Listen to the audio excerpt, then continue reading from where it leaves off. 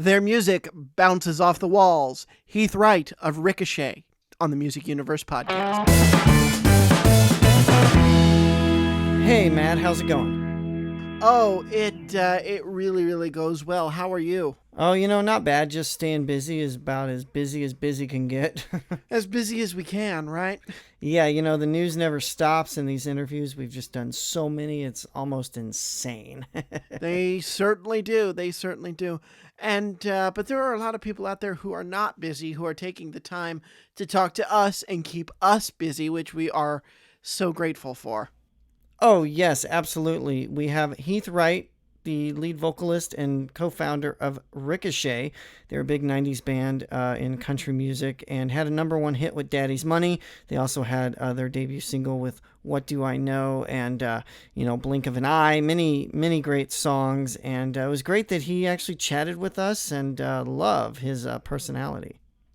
Right, absolutely. And some of his interests are really unique and for comic fodder. But it was a really great time. I hope he comes back and talks to us. And yeah, here's the interview. Heath Wright of Ricochet, welcome to the Music Universe podcast. How are you, sir? I'm doing just fine, my brother. How about yourself?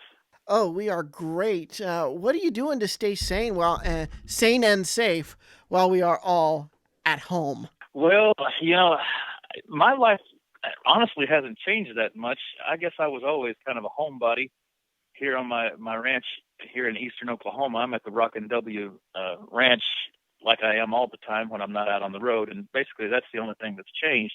I'm not out on the road making a living. So that, it's kind of tough to stay sane when you watch your bank account dwindle a little every month. But I'm fortunate in the sense that I've always been a saver. So I had a little bit of money saved up at the beginning of the year. I'm working on a new building here at my ranch, what my wife calls a barn-dominium. And so it's just a big barn-like structure, but it's got living quarters in it. It's got a couple of bedrooms and a kitchen and an office. It's even got a little stage over in the corner, so I could have events here if I wanted to. And it started off as a man cave, and then it became like a bed and breakfast. My wife and I have always talked about starting a bed and breakfast, and it's a little depressing when I watch the news and I see how the Airbnb business has maybe changed forever, and the whole hospitality industry may be changed forever. But I've got high hopes, and I've got a pretty positive outlook that eventually this whole thing is going to be done, and it's going to be over with sooner than we think. Health experts are saying there could be a second wave, and there could be. But I believe we will learn how to. I believe we as a society, as a human race, will learn how to get around it, and we'll learn how to live a normal life, as close to normal as we can get. Yeah, and we totally don't have any clue how long this is going to last and how long live music is going to be the way it is being performed right now. But how do you think you'll be impacted by that when we finally get back at it? Well, obviously, my business depends on large gatherings of crowds. I'm not really right. I'm a recording artist of the past. I'm not really a present recording artist. I haven't gone into the studio and recorded anything new for quite some time. And that's not to say that I don't intend to do something like that in the future. But my main bread and butter, 99% of my income, comes from performing live to large audiences and, selling merchandise. That's where the other 1% comes from. So it's a little scary to think about that. I work a lot of casinos especially during the winter months when it's not fair and festival season. And I have thought about, calling up some casino entertainment directors and asking them if they would consider doing limited shows, shows where you have people seated where, they have like assigned seats and had social distancing where everyone is at least 6 feet apart in a showroom. And obviously you wouldn't be able to have as many people in one show, but I'm willing to do multiple shows a night if it calls for that, and just have limited seating that in that sense. But we're kind of figuring this out as we go.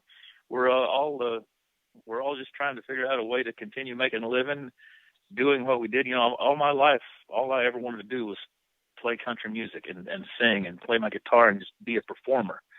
And I built, every day of my life, I studied for that, and I practiced for that, and I hoped and dreamed about it. And then one day it happened, and I was just so thankful to God that I was able to go out and actually make a living for my family doing what I love. And now this has happened, and I'm not going to lie, it can be a little depressing at times. It can be a little disheartening to think that I've spent my entire life prepping for something that may be a thing of the past. People getting together in large groups to come hear live music.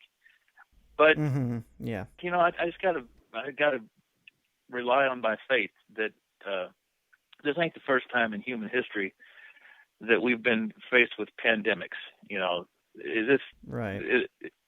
This, and honestly, if you compare this to some of the other pandemics that have swept across the world, it's not even the worst time in human history.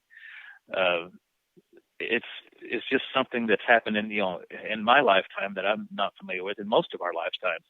I guess the last big pandemic, I want to say, was probably back in 1919, 100 years ago, when the Spanish flu. I mean, you can talk about H1N1 and HIV and all of the other, all the other new viruses that have happened since then. But the most devastating one was 100 years ago. Within the last few generations. And honestly, we've figured out how to eradicate that. We will figure out how to eradicate this one too. And in the meantime, we will figure out how to all of us get back to work, and all of us, can be out amongst one another once again. We can't stay inside forever, folks. I mean, that's simply not something that's humanly possible. We're social creatures, so we have to be out in amongst each other, or not to be gloom, but we all just kind of die a little bit inside when we can't. Yeah, totally. So it'll come back to normal eventually, or like I said earlier, at least some semblance of normal. Would you ever consider getting the band back together over Zoom, or doing something like that? Maybe you each record your parts and then put it together in a video, because I know there's a lag when you're on Zoom. But you guys are a big band. Ricochet is a big band. Have you guys thought about doing something digitally? Well, I'm doing a concert, a Facebook Live event every Saturday. Out here where I live at the ranch, I don't have the best upload speed. I've got less than one gig of upload speed. And of course, tomorrow my internet guy is supposed to come out here and try to give me an upgrade. So I'm hoping but people are telling me that they're watching it even with all the little video glitches and the pixelated pictures and the freeze ups and stuff. They're watching it and they're enjoying it. I wish I could be playing with the band again. I'm going to be honest, I don't know a whole lot about Zoom. A songwriter buddy of mine called me the other day and texted me and said, "Hey, let's write a song together tomorrow on Zoom." And I told him, "Man, give me a little bit of time to figure all this out. I haven't even gone and established a Zoom account yet. So I guess I'm way behind the rest of the world on that account." But and gosh, I've never written, it's not the first time that the songwriter has said, "Hey, let's write over Skype," or let's write over FaceTime or something. We've had this technology available to us for quite some time to be able to sit in a room with a person who's 500 miles away and write a song. That technology has been available for quite some time. I've just never done it. It's not my favorite way of writing, and to perform with somebody else in that sense wouldn't really be my favorite way of doing it either. I do enjoy my little solo acoustic Facebook Live shows every Saturday night. I've done 3 of them so far, and I'm getting a lot of positive response on that. People are requesting songs that I haven't done in years, and that I don't even do in the Ricochet shows anymore. So I'm talking about deep album cuts from the first album or the third album, or just maybe songs that they've heard me do at songwriter nights years ago, or maybe songs that they've heard me do on the bus after a show. And we call them kumbayas, when we all gather up on the bus at the end of the show when we're done signing autographs, and we'll just grab an acoustic guitar and have a few drinks and sit around and sing some of our favorite songs that we haven't recorded, or songs that we we want to record eventually, just, that sort of thing. And I remember right after Joe Diffie passed away, I remember doing some of those Kumbaya nights with him on his bus, and just listening to him sing, and God, what an amazing artist he was. A great singer and just a great guy too. And I know I'm getting off subject, but I don't. Please. To answer your question, I really don't know if performing with the guys in the band like that is something that I'll consider in the future. I do miss them. I do miss playing, live with my bandmates. I wish we could, when I get this Barn Dominium thing finished, I'm considering having them all over and just set up in a different corner. Everybody set up in a different corner so we can socially distance and see if we can do a Facebook Live show like that. Oh, that would be awesome. Hey, I'll fly down there and run the tech for you. Yeah, exactly. Yeah. So when was the last show that you guys played, or the last rehearsal? We did a show, I want to say it was the weekend of Valentine's Day. We did a show on February 13th with Tracy Lawrence in Corinth, Mississippi. And gosh, that was a fun night. Whenever we finished, like I said, we all gathered up on Tracy's bus and had a big kumbaya and just sit around and talked. And it turns out my current keyboard player, Rick Toops, used to be the keyboard player for Tracy Lawrence back in the 90s. And so, of course, Tracy had a bunch of stories about Toops, and just a good old time. And we talked about the old days in the 90s when we all toured together. Ricochet was a supporting act on the TNT tour, Tracy Lawrence and Tracy Byrd, back in 97 or 98. I forget what year that was. But we talked about some of those fun times that both of us had forgotten. And so that was February 13th. And then the 14th, we drove down to Birmingham, Alabama, and did an outdoor show. Believe it or not, it was kind of cold on February 14th, but we still did a little outdoor show there at a little small nightclub. And I'm sorry, but the name of the club escapes me right now. Mm-hmm. But that was fun. So February 14th, to answer your question, was the last time we performed together as a band. Wow, and that just has to feel very strange not being able to get together and play and be in your element as long as you guys have been absent from it due to the pandemic. It really does. I love performing. This is normally a slow time of year for us anyway. Of course, like I said, we normally play casinos and a few nightclubs this time of year because it's not, fair and festival season is when we get our busiest during the summer and fall. And so we've gone, a few weeks without going out on the road before, but we've never gone months and months like this. And I had a few casinos cancel out on me, but they rescheduled.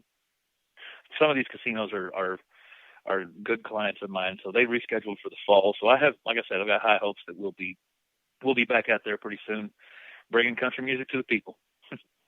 Yeah. And it sounds like you do your own, hearing you talk and knowing that I reached out to you directly for this, you do your own booking, you do everything. Can you talk a little bit about managing a band and also being in the band? Because it's not uncommon in country music, but it is very rare. And I can imagine it's posed some unique challenges, especially now. Oh, it's true. It has. And I don't do all of my own booking. I've got a handful of agents. I'm not exclusive with any particular agent. I've got a couple of guys in Nashville that book me, and a few other agents across the country that bring me dates. But I'm sort of my own manager, you might say. I'm the one that approves all the dates and I write the contracts and I send them out. And I do have a business degree, believe it or not. I went to business school. Fresh out of high school, I studied at a college here in Oklahoma called Northeastern State University. I have a degree in business management with a minor in accounting. So, business is something that I've always kind of had a knack for. So I do. That is part of the job. That some people, I forget who it was. Some rapper said, "I'm not a businessman. I'm a businessman." and honestly, that's kind of what, on a much lower scale. That's kind of what I am too. I'm a business, and you have to treat it like business. Being being in the music business, being a musician as well as being a businessman, those two things can kind of they can kind of fight each other sometimes. Because I'm a musician, I'm also emotional and I'm sensitive, Mm-hmm. and I've got a little bit of a temper. my son can attest to that. He's seen me out here cussing a barbed wire fence too many times, or cussing at a cow. By the way, God doesn't judge men who cuss cows and barbed wire fences. It's just something normal. But like when dates started canceling, I mean, there were times that on the phone I would just lose it with a casino buyer or an agent or somebody, and they'd be like, "Oh, Heath, it's okay, man. Just settle down. It's all going to be all right. I mean, we're just canceling for this particular day, but we're going to reschedule it. Don't worry, man." So I was like, "Oh man, you got to be kidding me! They're not closing the casino, are they? They're just closing the showroom, right?" So it's like there was a few times when, and I'm also a man of logic. Like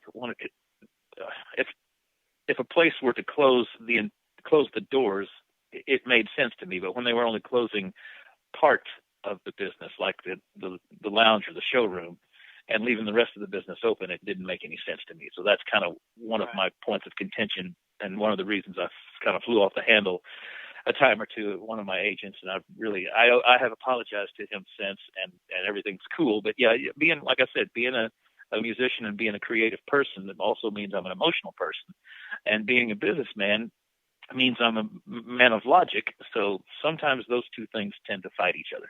Oh, absolutely. I mean, so many people don't realize that it is the music business, and so many bands and so many artists honestly don't take that seriously. They just want to do what they do. They don't care about that side of things, and honestly, they end up getting screwed. So I appreciate you giving us some insight. Well, thank you, man. And it is. I mean, like I said, it's a business, and otherwise they would call it the music friendship. So you have to treat it like That's true. It's speaking of creativity, and I know you said you haven't recorded in a long while, but is this being home, focusing on that barn dominium? Is anything musically creative kind of coming to you while you're sitting at home, other than these Saturday lives that you're doing? Anything new percolating? Well, yeah. I mean, I'm not really creating any new music. Like I said, I actually had an offer to do some songwriting. One of my favorite songwriters in Nashville, Wood Newton, called me up the other day, and Wood has written some great songs for, big number one songs like Bobby Sue for the Oak Ridge Boys, and Riding with Private Malone for David Ball. He wrote What I Didn't Do for Steve Wariner, and he's just one of my favorite guys in the world. And he's a little bit older than me. I'd say at least a decade older than me. I think he's in his 60s. So he's actually obviously more technologically advanced than I am with this whole Zoom thing.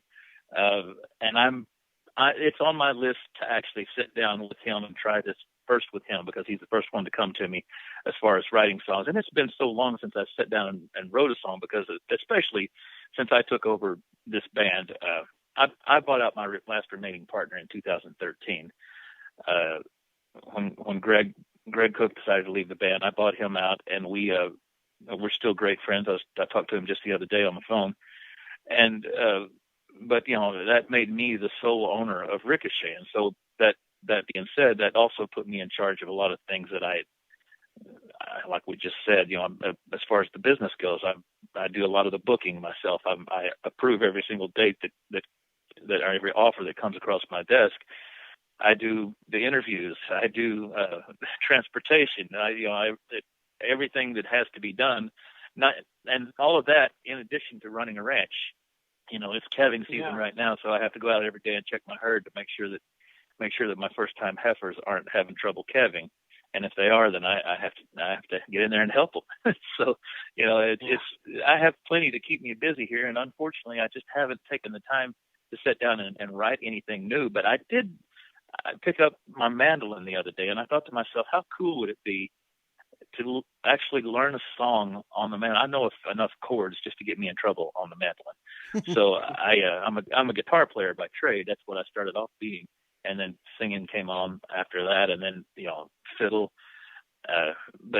So if you can play fiddle, you can play mandolin because it's tuned exactly the same way. But I've never actually sat down and learned a song that I could sing and play on the mandolin. So I decided the other day I'm going to do that, and I started working on an old song from the '80s.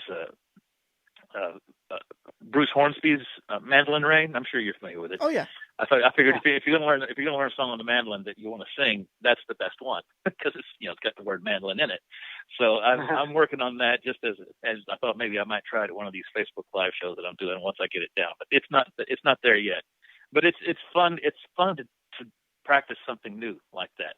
A friend of mine loaned me a ukulele, or as they say in Hawaii, ukulele. I've been kind of practicing a little bit on the ukulele and just learning some chords and I can play the theme to Bob's Burgers, but that's so far that's all I can play on it. Bob's Burgers on the ukulele. You don't believe me, do you? I believe you. Wait, no, give this a listen. Wait a minute. Hold on just a second. Wait a minute. That's not.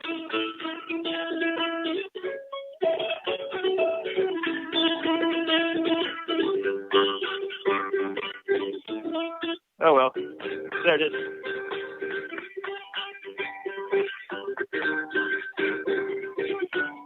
And it's fun. So little things like that.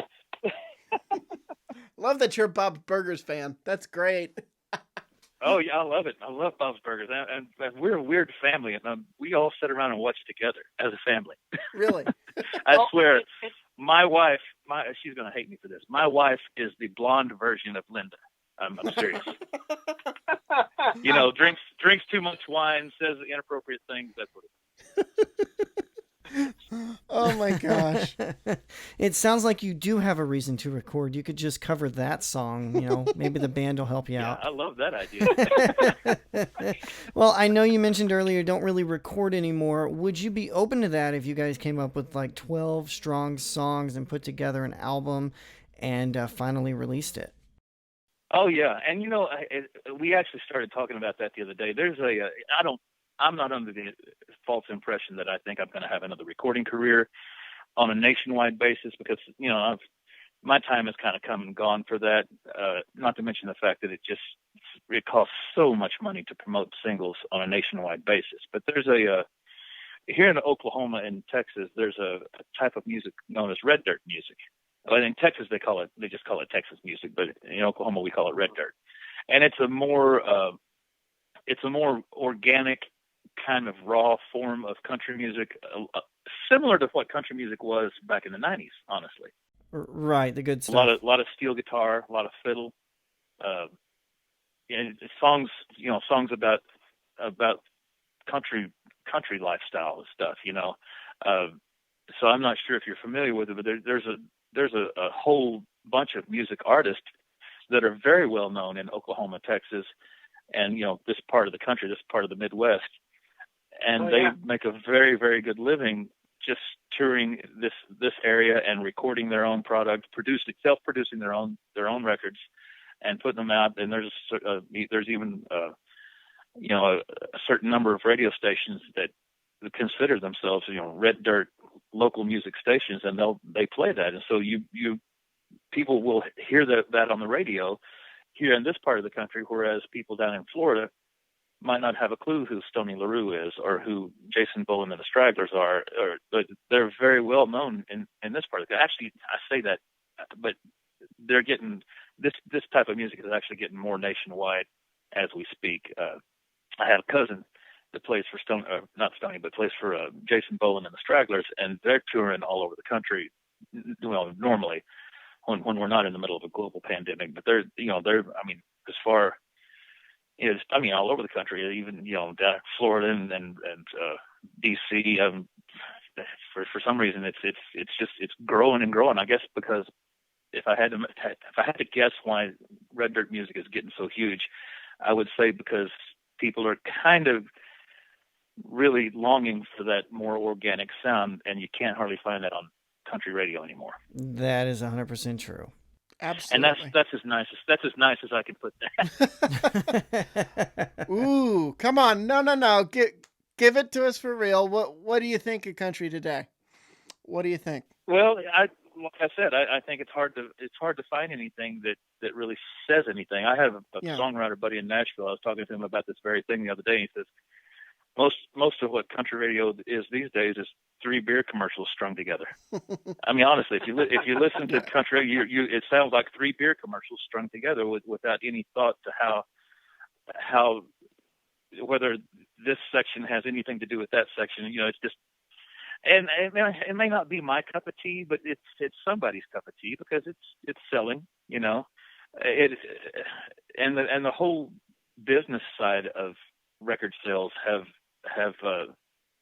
really changed since I was a recording artist back in the night, when you know I was a nationwide recording artist, in the sense that there is no such thing as record sales. You know, it's all streaming. People don't even record albums anymore. They won't record projects anymore because people with downloads and stuff, they purchase one song at a time, and that's all they do. Right. In a way, it's kind of a good thing in the sense that you were asking me earlier if I found 10 or 12 songs to record, would I do it? I said, of course I would, but honestly, I don't have to anymore. If I just find 1 or 2 at a time that I want to go in and record, I can do that because that's pretty much all that people are buying at one time anyhow. Right, and that's what's sad, because back in the 90s, people had to buy the entire album. You know, you might release a CD single and maybe have a bonus track or maybe just a snippet of tracks, but that's what's sad is people don't get that taste anymore. They don't get that experience of the physical item. They don't get the entire album. They're just picking and choosing what they want, and that's what saddens me about the industry. I love the albums. I buy CDs, and I've just recently gotten into vinyl, and there's nothing like holding it. I couldn't agree more, because I think you just said a mouthful, because I feel bad for the consumer these days because they don't find those hidden gems that are on the albums. You might have bought, like people may have bought our first album for Daddy's Money, but then they realized that The Truth Is I Lied is an amazingly good song, and unfortunately it was never released to radio, but it's still one of their favorite ones, and they got it because they bought the whole album. Exactly. Or From Good to Bad to Worst to Gone, a Billy Yates song. They love that. So I got a request for that the other day on the Facebook Live show that I do every Saturday. And actually both of those songs that I just mentioned, and they're just deep album cuts from the first freaking album. So it's kind of cool that some of my fans, obviously, I guess they're older fans. When I say older, I mean like from the very beginning, back in the 90s, because they were the ones that went out and bought the albums as opposed to just went on iTunes and bought Daddy's Money. Right. And speaking of Daddy's Money, tell us about the origin of that song and how that came about for you guys. Well, Daddy's Money, I heard that song for the very first time over the phone. We had just gone into the studio to record what we call our developmental project, which was only 4 songs. Gosh, if I can remember the 4 songs that was on the developmental project was From Good to Bad to Worst to Gone. That was the Billy Yates song I was talking about. What Do I Know? I shouldn't have done this because now I can't remember what the other 2 are. Anyway, all 4 of those songs that were recorded for the developmental project all made the first album. Daddy's Money was not one of those songs.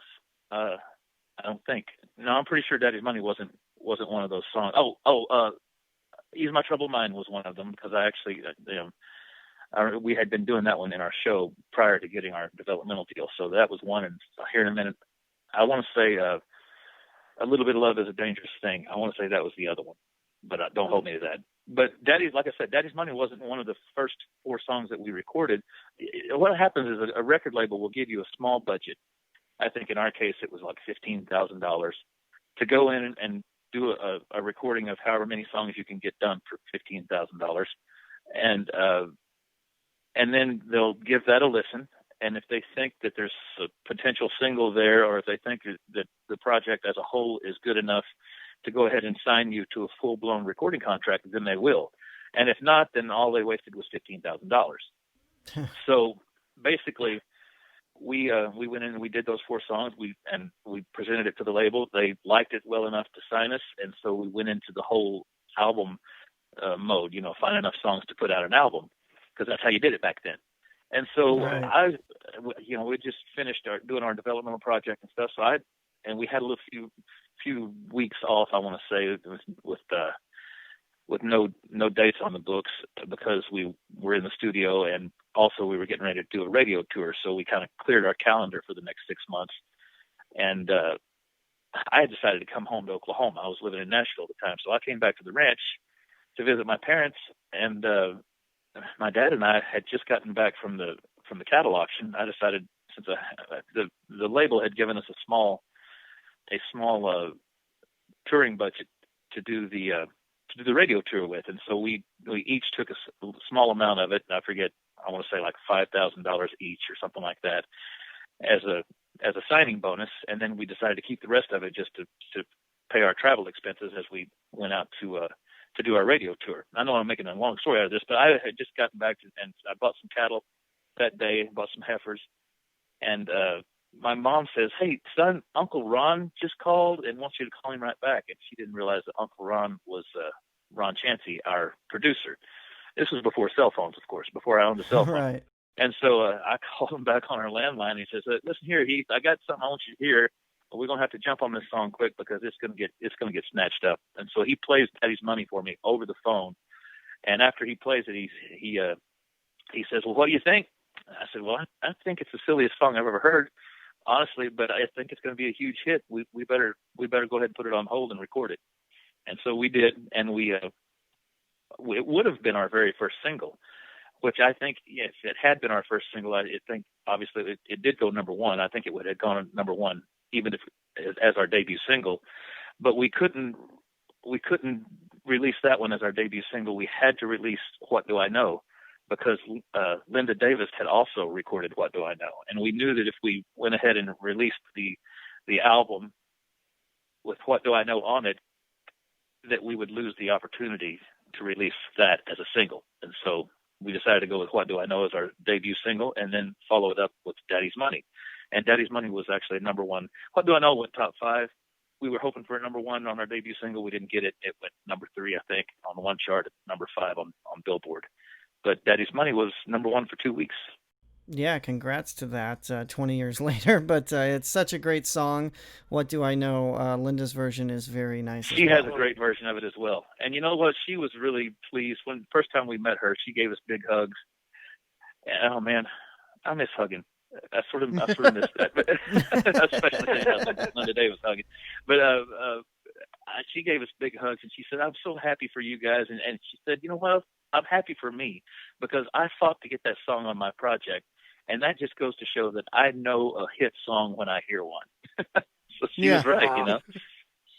That was, and you know what's great about that song? That What Do I Know was written by Stephanie Smith, Kathy Majeski, and Sonny Russ, and Stephanie had other cuts, I believe. I think all 3 of these girls, they were kind of a songwriting team there in Nashville.